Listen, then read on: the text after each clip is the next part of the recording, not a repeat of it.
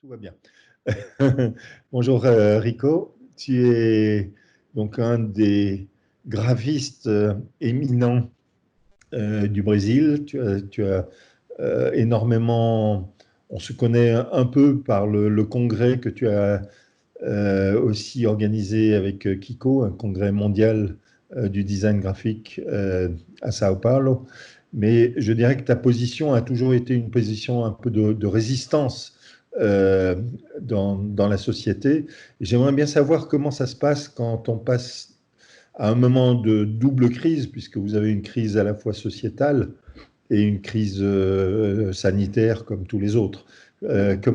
Comment cette résistance arrive à perdurer et comment tu penses, tu travailles par rapport à cette situation de la société? Mhm. Euh, Moi, j'essaie toujours de participer des groupes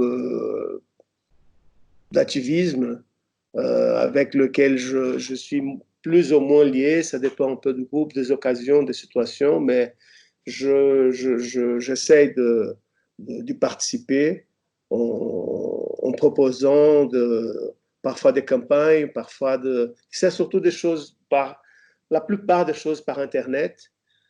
Parfois, sont, je sais pas, un t-shirt pour une manifestation ou d'autres choses comme ça. Mais enfin, ce sont des petites actions que je fais, enfin, assez personnelles, dont j'ai peur un peu de l'amplitude que ça peut avoir, que je trouve que c'est assez petite, en fait. Mm, Parce mm, que on est dans une boule, peut être une grosse boule, une petite boule, ben c'est une boule quand même. Euh, et c'est là qui nous tient. Parce que euh, c'est quand même un lieu de réflexion, des gens qui sont des journalistes, des avocats, des gens de droit, euh, de, de, de, de représentants des indigènes, de représentants de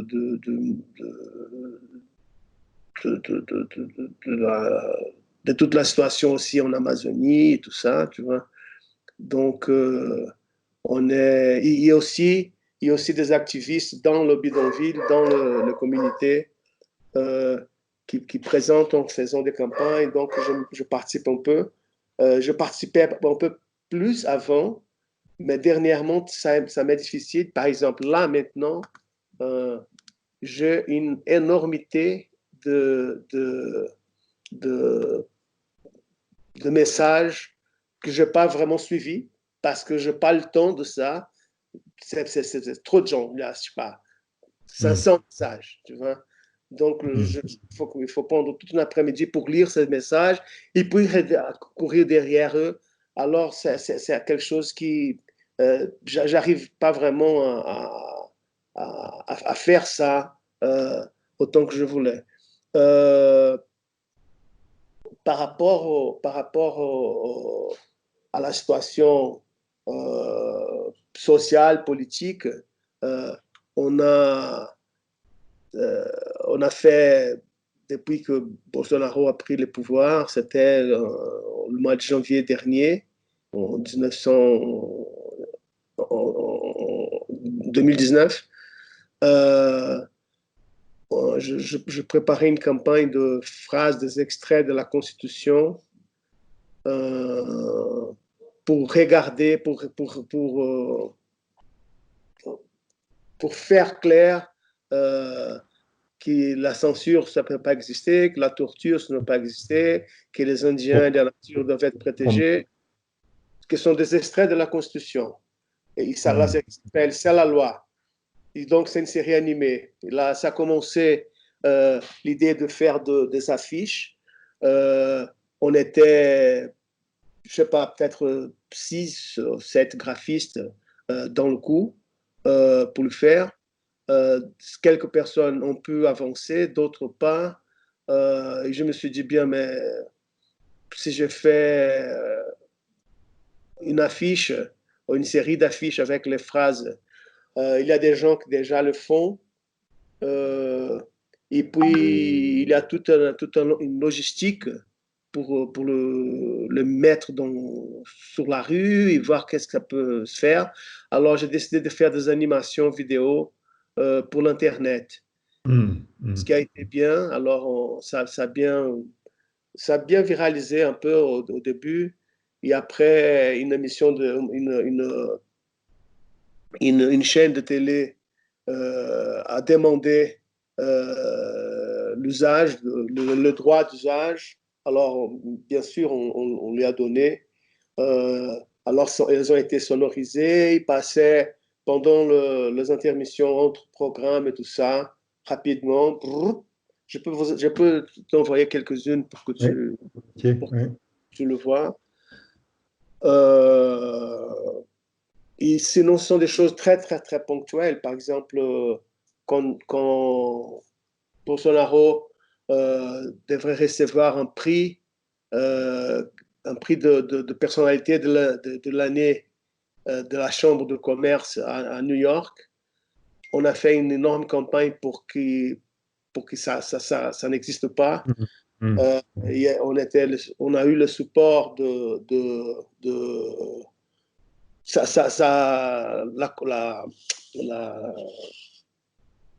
cette cérémonie devrait prendre place au Musée d'histoire naturelle de New York.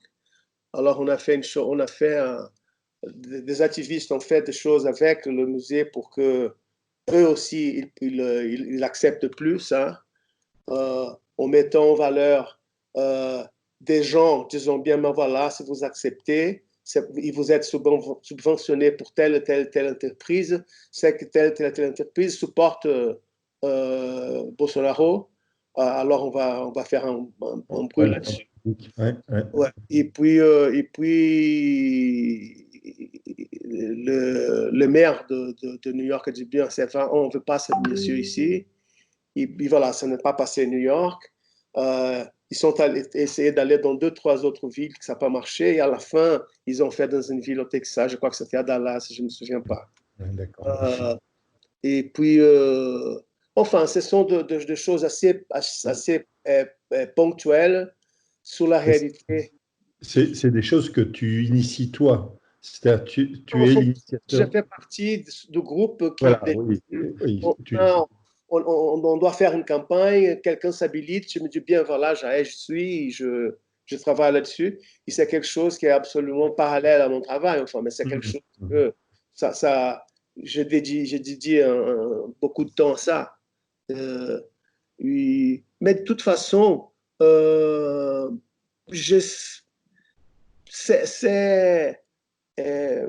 crois qu'il y a des avances qu'on fait, mais la situation va de pire en pire.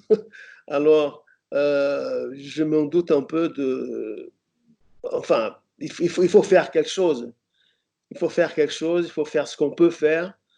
Parce que moi, j'essaye beaucoup de travailler sur un avenir hypothétique, quoi, de se dire on est indéniablement dans une crise terrible, on ne sait pas comment avancer, etc.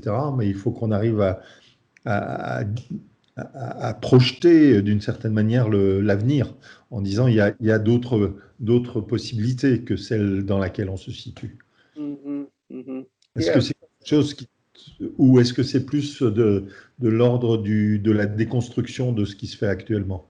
Non, je crois qu'il y a les deux choses. Il y a un côté qui est un côté plus combatif, qui est plus direct sur ce qui se passe maintenant, mais il y a aussi un côté de travaux qui sont faits avec les ONG, la marche de Greta, par exemple, c'est quelque chose avec laquelle on a organisé un groupe ici à l'atelier avec des gens qui font partie enfin de cette mouvamentation internationale pour le jour de l'arrêt général pour le climat. Et donc, il y a des choses qui sont pas que de combatifs, mais qui sont aussi un pas, une vision un peu sur l'avenir. Autrement, ce serait trop... Oui, oui, bien sûr, bien sûr. ça- Et vu du Brésil, cette réalité qui semble nous pousser de plus en plus vers l'extrême droite et vers le fascisme, vers le nationalisme, vers des égoïsmes nationaux, euh, comment tu vois cette corrélation justement entre l'écologie et je dis pas avancée, c'est plutôt une reculade politique. Mais oui, tout à fait. Il y a là maintenant, pendant qu'on est dans la crise des Covid, euh, il y a des choses qui sont faites pour libérer le feu dans l'Amazonie, par exemple. Hmm. Il y a le ministère, les ministres de droite qui sont avec Bolsonaro, euh, ils profitent la Covid qui enfin, pour avancer dans leurs propos. Hmm. Euh, et ça, c'est un peu ce qui a fait que le ministre de la Justice est parti. Le ministre de la Santé a démissionné la semaine dernière. Enfin, ce sont des choses qui nous laissent absolument... C'est une sorte de totalitarisme qui s'impose. Il y a toujours le support, ce qui, malgré, enfin, c'est incroyable de voir qu'il y a un support d'une partie de la population. Il y a quand Hmm. même encore 30% d'approbation, ce qui est pas peu. Hmm. Hmm. Euh, ce qui est pas, c'est pas évident qu'un procès d'impeachment ou quelque chose comme ça euh, soit favorable maintenant parce que il faut avoir moins de support populationnel pour ça, sinon ça marche pas. Euh, et il faut trouver, il y a déjà, je sais pas combien de cas de demandes d'exonération qui ont été mises en public, mais aucune d'entre elles vraiment marché. Il y a une situation d'une paralysation, d'une stagnation Hmm. euh, assez, assez grande. Et c'est vrai que ça touche aussi euh, le, enfin, l'espoir sur l'avenir, parce que c'est c'est une situation, on a sorti, on a vécu pendant 25 ans, moi, ma jeunesse, c'était sur une dictature. Et puis, on imaginait que ça était, ça suffisait, ça ne reviendrait pas, et ça revient. Hmm. Hmm. Et ça revient avec un grand support de la population. Hmm. Ça revient d'une façon dont c'est plus exactement l'armée qui est derrière, mais ce sont des groupes miliciens euh, des groupes criminels qui supportent et qui font ça par la force. Et il y a aussi toute une force de, de néolibérale qui supporte ça dans l'économie. Donc il y a une conjonction de néolibéralisme, milices, les églises conservatrices, euh, et puis une situation de faiblesse institutionnelle très grande qui est aussi créée par le propre président, le propre gouvernement crée cette instabilisation. Hmm. Donc, c'est une situation assez complexe. C'est un peu pour ça, d'ailleurs, que je m'éloignais un petit peu des groupes activistes parce que sinon, je deviens absolument fou. Je Hmm. suis chez moi, il faut me protéger un peu parce que sinon, c'est une avalanche d'informations que je dois, d'une certaine façon, filtrer. Je dois me Hmm. informer, mais je suis pas obligé de tout savoir parce que sinon, je me sens absolument paralysé, euh, Impuissant un peu. Ouais. impuissant, et anxieux. Ouais, Donc, ouais. ça ne tient pas debout, quoi. Enfin, je ne tiens pas debout. Je crois que c'est superbe, Rico. Voilà. Je te remercie. Ouais. Si tu veux bien, on s'arrête là.